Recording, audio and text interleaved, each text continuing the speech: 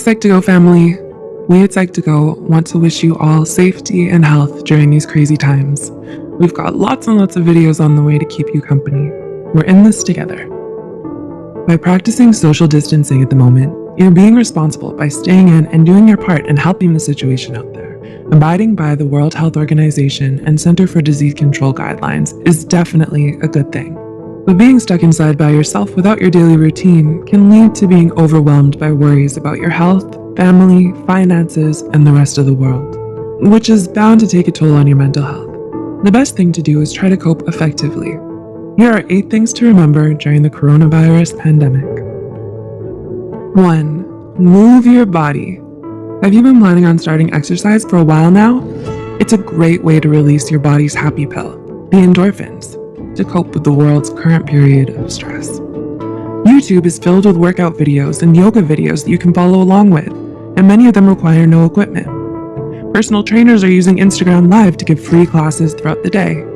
If you'd rather go at your own pace, Pinterest is filled with exercise lists and diagrams and ideas. 2. Be careful how you use social media. Have you been spending most of your time mindlessly scrolling through your social media apps? Do similar stories about fights over toilet paper or complaints about boredom keep popping up before you in a loop? It's mentally draining to be reminded of such things, so be careful. When you pick up your phone or open your laptop, be mindful of how it's affecting you. Using it as entertainment is definitely fine, and let's face it, it can be fun to see what our friends are up to or laugh at funny or relevant memes. But be aware of how you manage the stress it can bring. 3. Use technology to connect emotionally. Have you been keeping in touch with your loved ones virtually? Being physically distanced doesn't mean we have to be emotionally distanced too. You can still be close to others by talking to them on the phone and sending each other text messages. You can still entertain each other by playing games against each other online, and video calling can keep each other company virtually. Many people are getting creative by creating chat rooms and channels where they can hang out together over the internet while playing the same things or mixing the same drink. Reaching out to others in the same situation as you can do a great deal to boost morale and feel connected. 4. Get dressed every morning. Have you been walking around in your PJs the whole day? You feel the novelty of that experience wearing off now? Let's face it, it felt good to laze around in PJs once in a while, but now the monotony is just making you dull.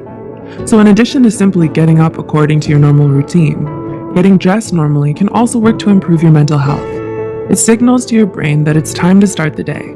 And according to Jennifer Musselman, putting on an outfit in the morning releases neurotransmitters in our brains, including dopamine, serotonin, norepinephrine, and endorphins, the chemicals in your brain that control your mood, sparking a sense of purpose. The old adage, if you look good, you feel good, rings particularly true in this situation. 5. Nourish your body with healthy food.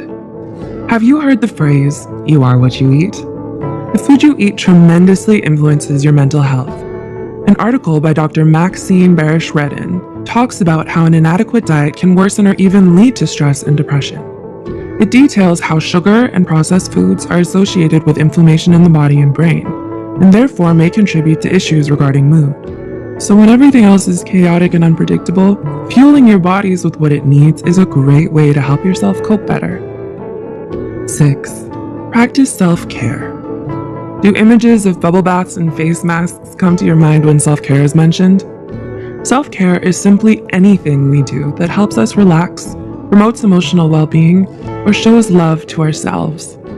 It can mean mindful meditation for some, journaling or coloring for others, or even preparing and enjoying a healthy meal.